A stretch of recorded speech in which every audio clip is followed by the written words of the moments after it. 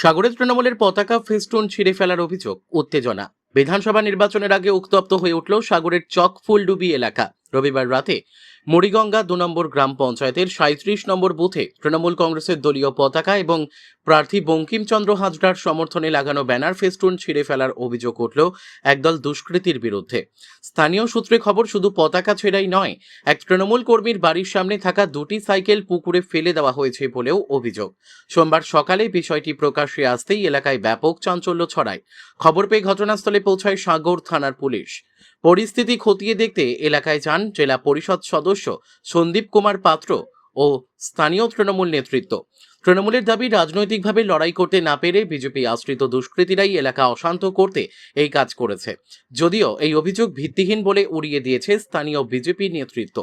নতুন করে কোনো অশান্তি এড়াতে এলাকায় পুলিশি নজরদারি বাড়ানো হয়েছে। পুলিশ ঘটনার তদন্ত শুরু করেছে।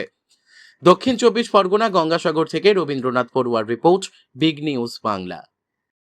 আমি এই জায়গার দীর্ঘদিন তৃণমূল কংগ্রেসটা করি, এখানে নেতৃত্ব দেই। তাই আমার বাড়িতে কালকে রাত্রে এখানে দুটো সাইকেল ছিল, একটা আমার মেয়ের সাইকেল, একটা আমার সাইকেল। দুটো সাইকেলকে নিয়ে একটা গাঙে ফেলেছে, আর একটা আমার বাড়ির থেকে প্রায় ৩০০ ফুট থেকে ৪০০ ফুট দূরে একটা পুকুরে ফেলে দিয়ে গেছে। এবং সেই সময় আমার বাড়িতে বিজেপির পতাকা নিয়ে গিয়ে বাঁধা হয়েছে। এটা এইখানে করা যারা বিজেপির নেতৃত্ব, তাদের দ্বারাই কাজ, এটা আমার দৃঢ় বিশ্বাস। এছাড়া এই আক্রোশবশত আমার পরে এই কাজ কেউ করতে পারে না। আমি বিজেপির কিছু দায়িত্বশীল যারা আছে তাদেরই কাজ, এটাই আমার দৃঢ় বিশ্বাস।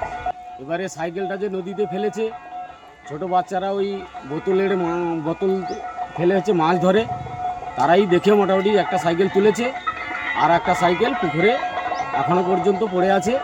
খবর পাওয়ার পরে আমি গিয়ে দেখলাম যেটা আমার মেয়ের সাইকেলটা ওই পুকুরে ফেলা আছে। আপনার নাম? সমীর মণ্ডল। দেখুন, তৃণমূল কংগ্রেস সস্তার রাজনীতি খোঁজার চেষ্টা করছে। ভারতীয় জনতা পার্টির খেয়ে দিয়ে কাজ করছে না যে রাতের অন্ধকারে এই তৃণমূলের মতো চোর চিটিংবাজ একটা দুর্নীতিগ্রস্ত দলের ফ্ল্যাগ ফেস্টুন ছিঁড়বে। এতটাই নিম্নে ভারতীয় জনতা পার্টির কর্মীরা কিন্তু নামে না। এটা তৃণমূলের টোটালটাই গোষ্ঠীকন্দল। তারা একে অপরের বিরুদ্ধে সহ্য করতে পারছে না। তারা নিজেরাই রাতের অন্ধকারে নিজেদের ফ্ল্যাগ ফেস্টুন ছিঁড়ে আজকে ভারতীয় জনতা পার্টির কর্মীদের বা পার্টির ওপর দোষারোপ চাপাচ্ছে। এ সমস্ত দোষ টোষ চাপিয়ে সস্তা রাজনীতি করে কোনো কিছু লাভ হবে না। সাগরদ্বীপের মানুষ শুভবুদ্ধি সম্পন্ন মানুষ, যথেষ্ট সচেতন। তারাও জানে এই সমস্ত নোংরা কাজপত্র বিজেপি একটা রেজিমেন্টের দল, তারা এই সমস্ত কুকর্মের সময় যুক্ত থাকে না। অতএব যাই কিছু করুক, তৃণমূলকে সাগরদ্বীপ থেকে উৎখাত করার জন্য সাগরদ্বীপের মানুষ রেডি হয়েছে। সেটা 29শে এপ্রিল ভোট বাক্সে তাদের ভোট প্রক্রিয়ার মাধ্যমে তৃণমূল কংগ্রেসকে পশ্চিমবাংলা তথা সাগর থেকে উৎখাত করবে। এটুকু আমি দায়িত্ব নিয়ে বলছি। যতই এই রকম অপপ্রচার করুক, তাতে কোনো কিছু লাভ হবে না। অরুণাভ দাস, মথুরাপুর সাংগঠনিক জেলার সদস্য।